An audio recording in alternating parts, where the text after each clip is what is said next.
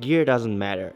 We all heard this before, but honestly, gear really matters. Over the last 2 years, I had the opportunities to shoot and capture some of the most unique and outstanding places on this planet, pushing my gear and myself constantly to its limits.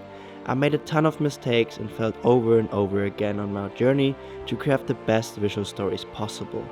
But through trial and error, I perfected and found the gear that enables me to bring my vision to life in the best way possible. Gear that not only helps me to capture the best visuals, but also helps me to tell the best stories I can tell. Today we're going to talk about all of those essential pieces and why I feel that these pieces of gear will help you to make the most amazing videos you can imagine. What camera do you use? This is probably the most asked question I get, and my answer is for already a year now, I'm using the Sony a7S III and I'm absolutely loving this camera. But there's 3 reasons specifically why this camera is such a game changer for me. And the first one being its dual native ISO. The Sony a7S III has this native ISO at 640 and another one at 12,800, which makes it super useful for shooting in low light situations. And the second one is that you can shoot 4K up to 120 frames per second.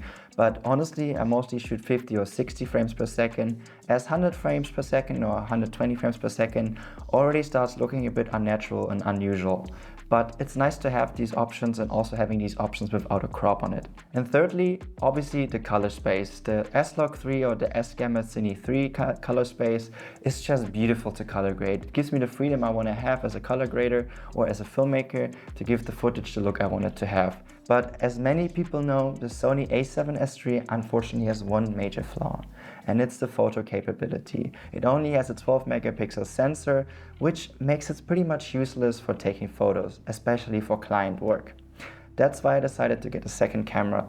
And the second camera is the Sony a7 IV, which is amazing for taking photos, but it's also great for taking videos.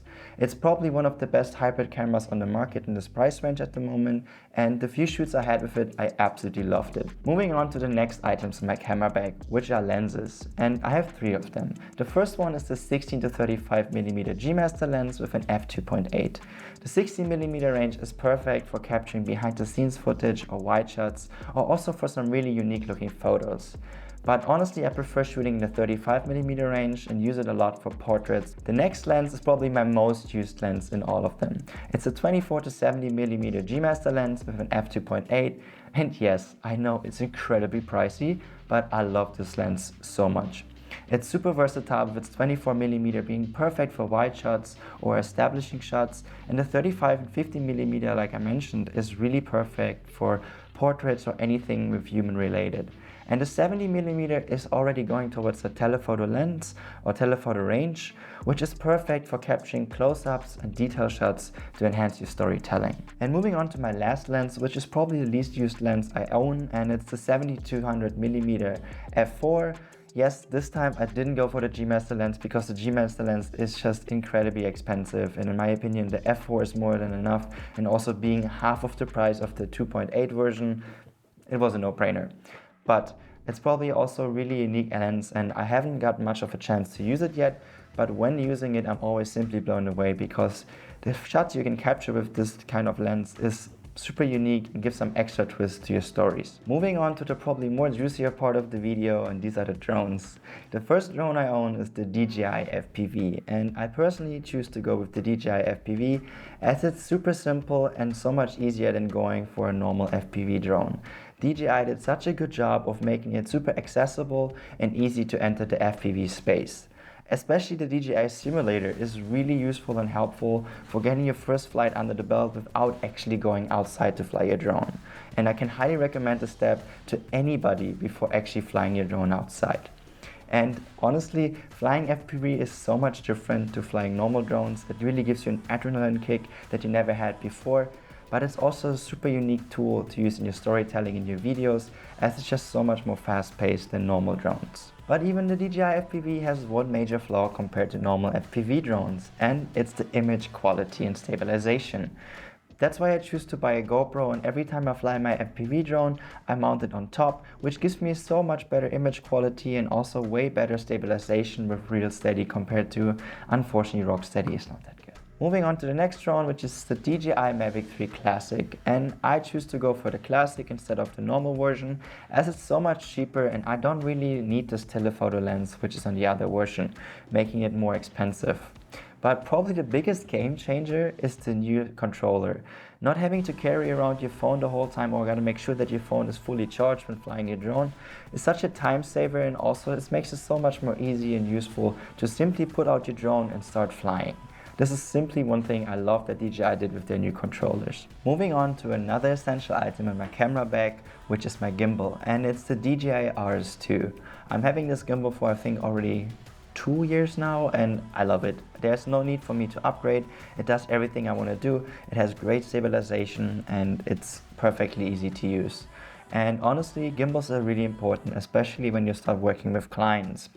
Smooth footage is probably one of the most important things they're gonna look for. And I personally, even in my private videos, choose to shoot most of the stuff with a gimbal because in my opinion it simply looks better and makes your footage looks more professional. But there's also one big downside to using gimbals. It's gonna limit your creativity compared to shooting handheld, as gimbals are limiting you in the specific moves you can do with them.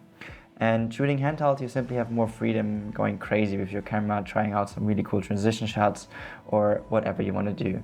So this is the one downside you have to keep in mind with your gimbal, that you don't fall into the trap of always shooting the same move and shot time after time and creating the same gimbal moves you probably have seen for multiple times already. The next piece of gear is also a new acquisition and something I really want to get into, and it's an underwater housing. I really want to get into underwater photography and videography because I feel like there is a whole total new world living underneath the water I haven't captured or seen so far or haven't shared with you guys. And this housing specifically is from the brand called Salted Line or Sea Frog, which was recommended by a fellow creator friend which is shooting constantly photography or videography underwater, and said this is probably one of the best bang for your buck. It's really reasonably priced, but also gives you really the security when putting in your really expensive camera underwater, so it's safe and secure. So I went with this brand and I haven't tried it out myself, but I only heard good things and I'm really excited to share a complete new world with you guys. Coming to the more smaller items in my camera bag and moving on to the filters. I personally of course have an ND filter to make sure I always follow the 180-degree shutter rule, which in other words means that your shutter speed should always be the double of your frame rate. So if it's bright outside and I don't want to crank up my f-stop, still keeping this nice shallow depth of field in my videos, I have to use an ND filter, and I personally can recommend the brand Freeville, Polar Pro, or also Tiffin. It's really important that you invest your money in a high quality ND filter, because think about it, you buy a really expensive camera lens, maybe 1,000 or 2,000, sometimes even 3,000 euros, and now you want to put some cheap glass in front of it, destroying the whole optics. So yeah, make sure you buy a high quality ND filter, and these are the 3 brands I can highly recommend. And moving on to a more stylistic filter, it's the Black Promise filter with a strength of 1.8.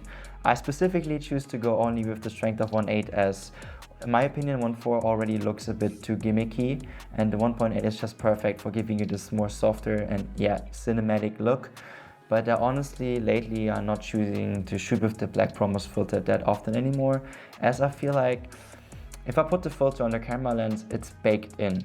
I cannot change it afterwards while color grading or when I'm home editing, but I can take the filter off, shoot my normal stuff, but I can recreate the look of the Black Promise filter while color grading. So I don't want to actually bake something in and take away from my creative freedom. That's why I don't use the Black Promise filter that often anymore. There was a time I literally used it for any shoot because I heard every creator talk about it, how great it is, and of course, if everybody says that, I have to try it myself. But I personally nowadays like to not use it, and if I want to have the look, I will create the look while editing. Moving on to probably one of my most favorite items in the whole camera bag, which is the film camera. It's a point and shoot camera and I absolutely love it. It's a lot of fun shooting with it, but it also has a benefit for you as a filmmaker or videographer. It really teaches you to get an eye for composition, as you not simply can go around and take a bunch of pictures. You have to really line up a perfect shot, make sure that the composition is right before you pull the trigger, because you only are limited in a few pictures on every film stock roll. So it's a lot of fun shooting it, but it also really improves your eye for composition as a filmmaker and videographer. And the film stocks that I personally really like to use are Kodak 200 Gold or Kodak Gold 200 and the Kodak Portra 400. Coming to the next items in my camera bag, which are microphones. And microphones are essential for video creation, as your videos are 50% audio, and audio is so important because believe me, if you ever watched a video with bad audio quality, you really didn't enjoy it. If the video quality wasn't okay or was so-so, you were still able to watch it, but bad audio quality will get any viewer disengaged in your videos. So there are two types of microphones I'm using. One is a shotgun mic, which I usually use for run and gun shooting or also when talking to the camera. This is the Rode VideoMic Pro Plus. And it's really great because if you put it on the camera, it turns automatically on when you're recording. So you never have the chance of actually recording a video without the microphone being on, because it always turns on automatically. The second one is the DJI mic. It's a rather new microphone. It's a lavalier mic. I mean, you can actually, I have it right now here. It's very nice audio quality, obviously not as good as a shotgun mic, but it's super handy. You can use it for your phone and it connects automatically as soon as you take it out of the box. It's super intuitive as most things from DJI, and I usually use it for like my TikTok videos or any short form videos. And like I mentioned, it's also really easy to use for your phone or camera and comes right out of the box, working perfectly fine. Coming to the more unsexy stuff in my camera bag, but I believe these two items are a must for every filmmaker and videographer. And the first one is a blower, or more specifically a sensor cleaning kit. And believe me, this is crucial and essential because there is nothing worse than going out, having an important shooting, capturing amazing footage and thinking everything is great, the client gonna love it. Then you come home, see it on the big screen and realize there are everywhere black dots on the screen, and you have to realize your sensor was incredibly dirty and is ruining the whole footage you have captured. So people, please keep your sensor clean. This will save you a lot of money and also a lot of trouble with clients. And secondly are step-up rings. And these little bad boys are gonna save you so much money because usually you have different types of lenses with different types of thread sizes. And you don't want to buy ND filters that are really expensive for every different lens you own. That's why you should get up step-up rings. You're simply going to buy the biggest sized ND filter, which is usually in thread size of 82mm, and then you can combine them with the step-up rings and even screw them onto your smaller lenses. So this is one tip to save a lot of money, and a lot of beginner filmmakers don't know about this. Staying with the more unsexy stuff and talking about storage. More specifically about SD cards, external hard drives and SSDs. But when it comes to backup workflow, it's really crucial to always back up your files in two places in case one corrupts or makes problems. So you're never gonna lose your footage. So how my workflow looks usually like, I have SD cards when I'm shooting obviously. As soon as I'm done, I'm dumping all the footage from my SD card to some SSDs. I personally like to use either the SanDisk one or the Samsung one, as these are the most reliable and also super fast. I usually take the SD card and put the footage in both SSDs. So I have, like I said, the footage in two different places. Now I'm gonna start editing the project with my SSDs, as they're super fast and reliable and really make it easy for me to edit on them. If I'm done editing the project, I'm going to transfer the files from the SSD on one external hard drive, which are way cheaper and you can get way bigger storage, like 5 terabytes. I used the one from Seagate, and so far, thumbs up pressed, they didn't corrupt yet or had any problems. So these are only options for actually storing them long term, as they're more slower and not so reliable and actually have loose parts in them, so they can corrupt easier than SSDs. So I put the footage from the SSDs on one external hard drive and also upload it to Google Cloud, me personally, but you can also upload it to Dropbox or any other cloud provider. So also now again, for the long-term storage, the footage is in two different places, one time in the cloud and one time in external hard drives. So I hope this helps. I know this is not the most sexy stuff to talk about, but believe me, this is crucial because there's nothing worse than actually being outside, capturing some amazing footage, coming home and losing all of it because some item or device fails and corrupts. So now you might be wondering, how do I fit all of the stuff in my camera bag? And the answer is, I simply don't. I use a Pelican case, and honestly it was probably one of the best investments I ever did. It really gonna save you from a lot of back pain and sweating when waiting at the airport. And the way I usually do it, I put everything I can fit into my Pelican case and travel with that to the location. When I arrive at the location and I say I want to go out shooting, I just take a few things out of my Pelican case, for example, one camera, two lenses, one drone, and these things I'm going to put in my camera bag for the day. And honestly, this is the way I found for myself to be the most efficient when traveling. And when it comes to the camera bag, I'm using it's a bag from Wondered. It's an incredible brand I'm actually working with, but I'm not saying that only because I'm working with them. But I really figured out a way to make nice looking camera bags that are also extremely functional, which in my opinion not many other brands figured out yet. So I can highly recommend them. Love them so far. I used them even before they worked with me. So yeah, it's not a sponsored video or anything, just really believe in what they're doing and love what the guy's doing over there. So that's pretty much it for today, guys. I hope you really enjoyed this video and could get some insight what actually goes into making those travel videos, or what type of gear you need to get the best job done. And believe me, it might seem crazy that I have all this gear now and you're thinking, oh my god, I need all this gear. But honestly, all this gear accumulated over years of work and experience. So it's not like that you have to get all the stuff at once, and there's also not a one-stop shop for all or one-stop solution for all. You might have different needs than I do, but these are the things I need to get the job done in the best way possible. So I hope you could get some inspiration from it and you enjoyed this video, and I'm happy to see you also in the next one. Thanks for tuning in. Love you guys. See you in the next video.